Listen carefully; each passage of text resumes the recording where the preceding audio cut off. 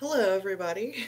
It's me, Laura Burns. I'm just gonna light this Palo Santo because I'm sitting next to my dog and she smells really bad. Because she needs a bath. It's gotten warm here in Houston, and warm plus like dog running around is gross. So I have to sit right here. So I'm gonna try and make it smell better. So the title of this video is I Don't Compliment My Students. And it's true, I don't. And so I'm going to talk about why I don't compliment my students, why I don't teach with modifications, um, why I don't do physical assists with my students. Oh, that smells so good. Do you guys like Palo Santo? I wish you could smell it. Look, also, in my pretty gel.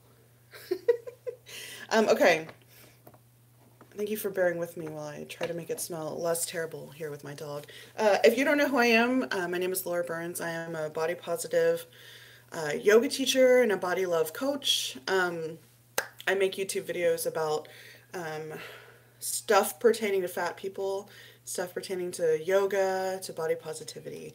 And I wanted to do this video live because I thought it might be cool if people have questions, then they could ask them and I could answer them. Because I know that sometimes when I talk to people about this topic, they're like, what? So feel free to ask any questions that you want. They should just pop up. Sorry, I'm like, I don't do too many lives. I just, the questions should pop up here or comments. So, okay, so let's start with the one that has to do with the title of this video.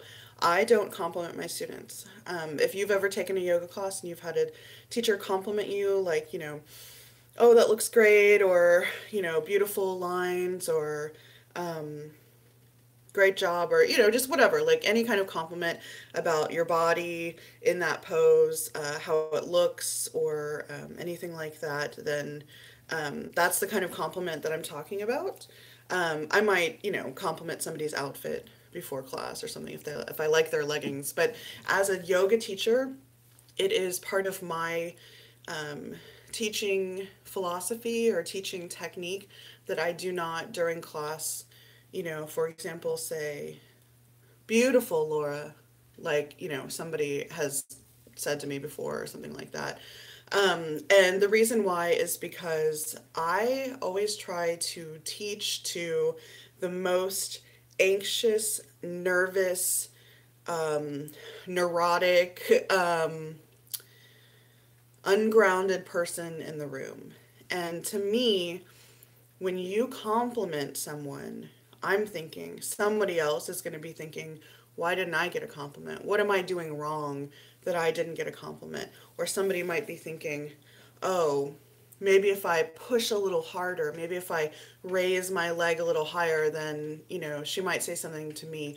And even not if you're like consciously thinking that, but in your subconscious mind, our, very natural human competitive nature might kind of, click into play, and then you push yourself in a way that you really shouldn't be pushing yourself right now, because we all like praise. We all want that praise.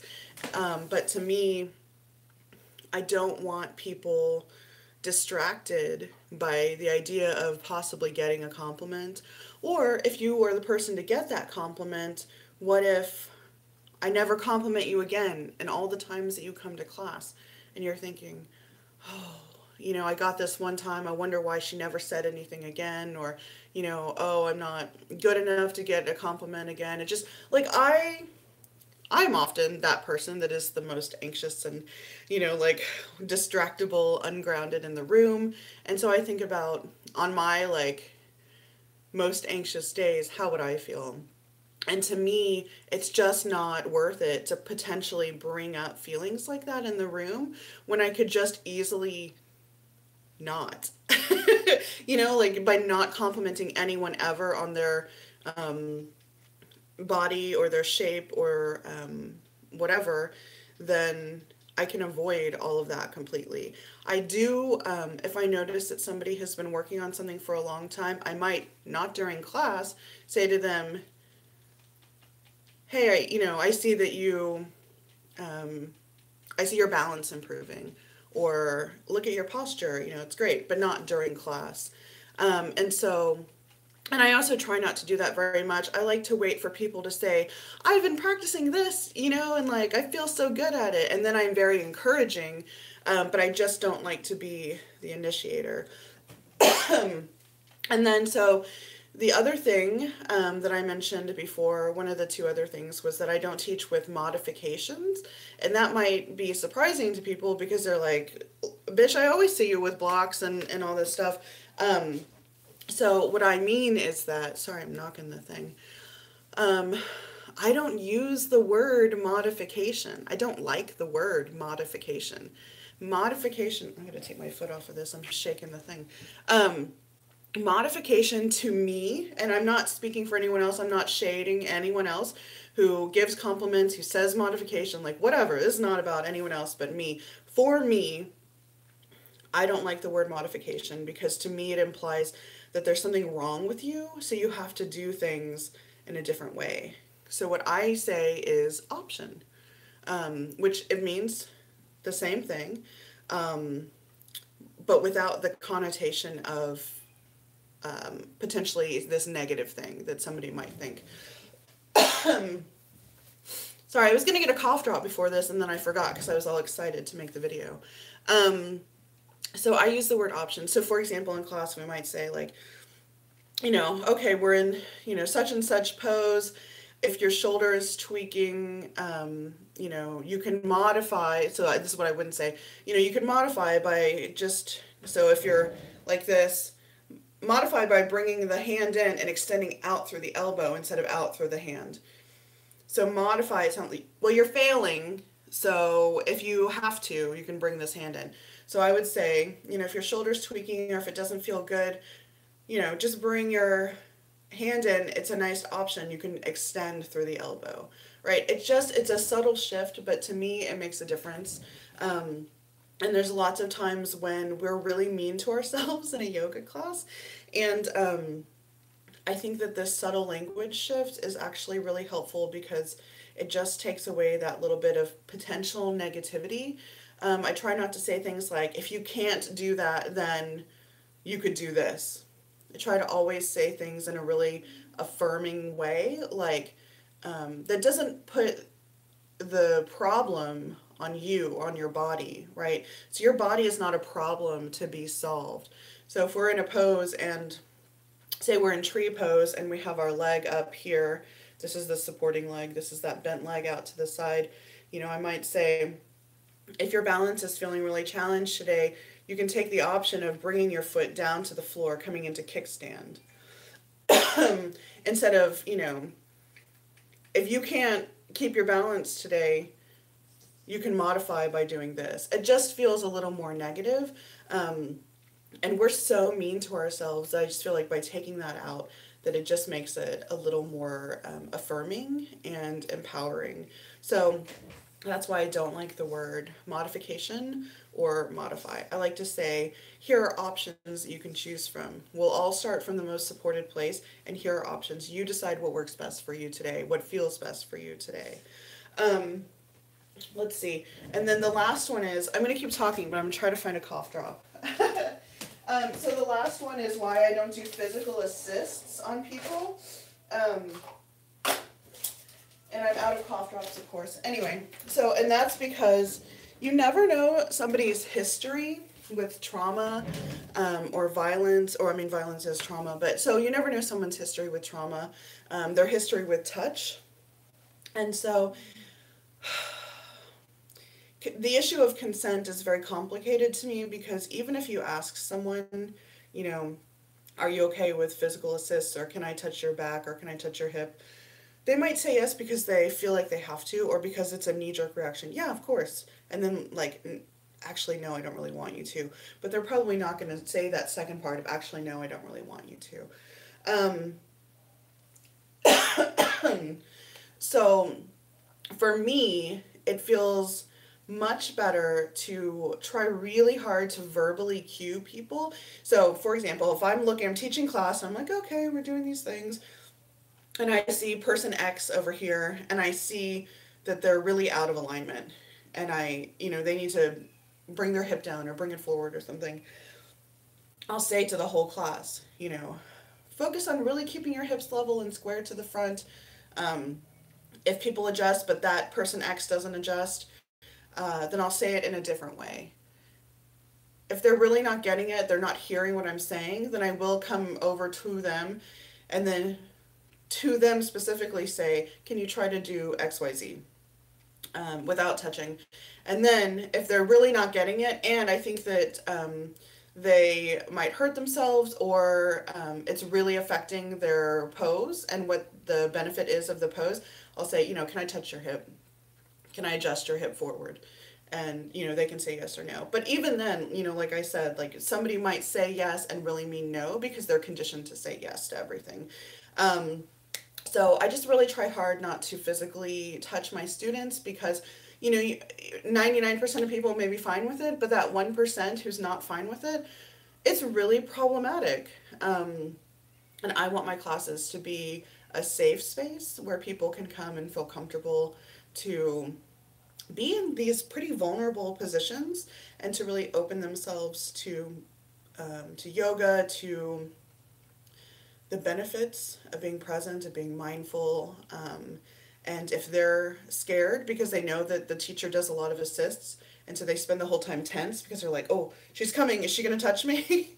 Then that defeats the purpose. So for me, I create a culture of not having those assists so that people aren't potentially thinking, oh, she's coming this way, I wonder if she's going to, touch me. Or if she's going to move my body in some way. And also because I've been injured by at different times, by yoga teachers moving my body. So this is true for not just fat people, but different kinds of people for different reasons. But I'll speak for myself. I have a fat body. A yoga teacher who is not used to working with people in bodies that look like mine might look at me and think, oh, she's super out of alignment. But I know that I'm in alignment, but because my body is larger and it has, roundness and fullness and, different shapes, to them it looks like I'm not in alignment. And so to be forced, so then they would come over and they would physically, manipulate my body to make it look like what they think it should look like, which then puts me out of alignment. So I really work with my students to know what the benefit of the pose is and how the alignment should feel inside, letting them work on over time, knowing what that feels like so that they're empowered to make that executive decision. So if we're coming into a pose and I talk about, the alignment, how your pelvis should feel, how your spine should feel, that's you. Like, you are the expert, so if you know what it's supposed to feel like, you can work on that. And it's not something that's just going to, injure you. So if you're not perfectly in alignment that one time, it's okay. Over time, you work on knowing what it feels like so that you can put yourself in alignment. Sometimes I see people and they're super out of alignment, and I know that they really are, and I'll verbally cue and only, do a physical assist if I have to. But honestly, like, so much, oh, thanks, Anne. So much of the assists that people get are not actually to really help them find the benefit of the pose. It's to push them higher, deeper, make them hold longer. And that's not what my yoga is about. My yoga is gentle. It's body affirming. It's about challenging yourself as much as you want to be challenged that day. And so I'm never going to, physically assist somebody just to like jam their leg higher. Unless that's what they want. So sometimes I'll say, notice how your body feels in this pose. If you feel like you have a little more stretch in you or a little more lift, or you want to challenge yourself further today, you can work on raising your leg higher, or you can take the option of bringing it down if you're ready to, come into a more restful position. Or I'll say, if you do want to work on raising your leg higher, let me know. I can help you. I can help, position you, and then you can hold it.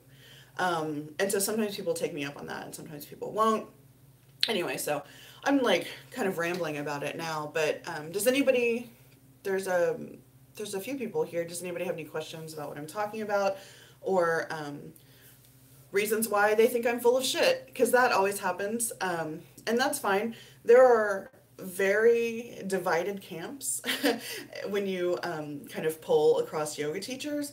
It's a pretty divided camp whether you should physically assist, whether you should, ask first, whether you should have colored cards, red or green, that people can turn over. Like red, if you don't want any assist, you just leave it red on your mat, or you can turn it over to green if you're fine with them just coming and touching you at any time. I just go the opposite direction, and I just think I'm gonna not do it as much as possible, unless it, is going to be risky for someone to continue doing what they're doing. And, certain people have been coming to my class for a long time. I know them. I know what their goals are for yoga. I know pretty much what they're comfortable with. But still then, I don't assume that they're always going to be okay with a physical assist. But, the longer somebody comes to your class, the more you get to know them, and the more you would feel comfortable giving them that assist, and of course asking first. And there are some people that have told me, I always want the assist. If you ever see me doing something, it's always okay. And it's still then, I'm always going to ask first, but I'm more likely to give them that assist because I think they want it. If somebody goes out of their way to tell me, like, hey, you can always, do stuff because they like it, then that, it gives me that kind of first clearance level, but I'm still going to ask each time. So yeah, I think that's all I wanted to talk about today. Why I don't compliment my students, why I don't teach with modifications, and why I don't touch my students. Kimberly Coyle, hey, not full of it.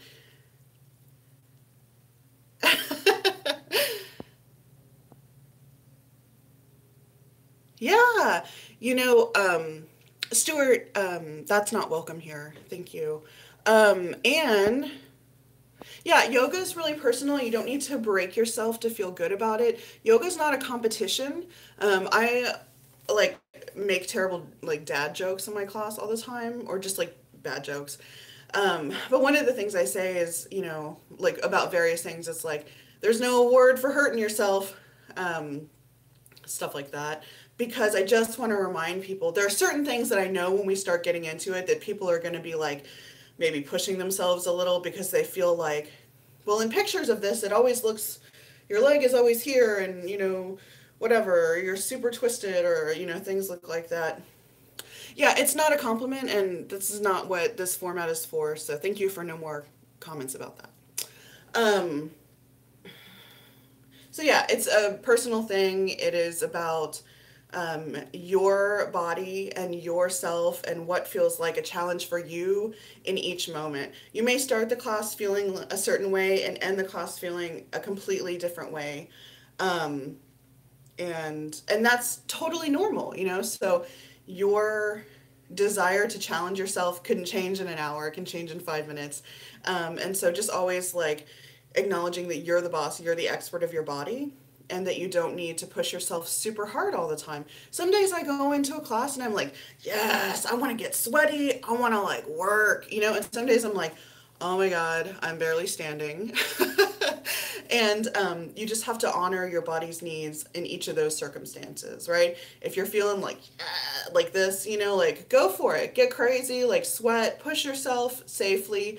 If you are like doing class and you're like, oh my God, I'm gonna die, I'm so tired, I can't even handle this, sit down on your mat, lay down on your mat for the rest of class. You just honor your body's needs. Let's see. Oh God. Let's see. Okay, so I think that's all the comments. Unwanted, creepy comments are not a compliment. If you're still here, Stuart. If you're not here, then good. Let's see. I guess, well, that'll be the end of it. We're almost at 20 minutes, so that's a pretty good length, I think, without getting too long. If you watch this later and you have comments, please feel free to leave them below. If you have questions about teaching philosophy or I don't know. If you want to know how to talk to your teacher about things that maybe have bothered you about their teaching technique, you can leave those questions below. I mean, anything that you want. Oh my God. Okay. I'm just going to ignore you then. Leave whatever comments you want, and I'm happy to respond to them and share with you any information that I know or ideas that I have about ways to make your yoga practice really work for you. So, if I could leave you with anything, it would be your body is not a problem to be solved.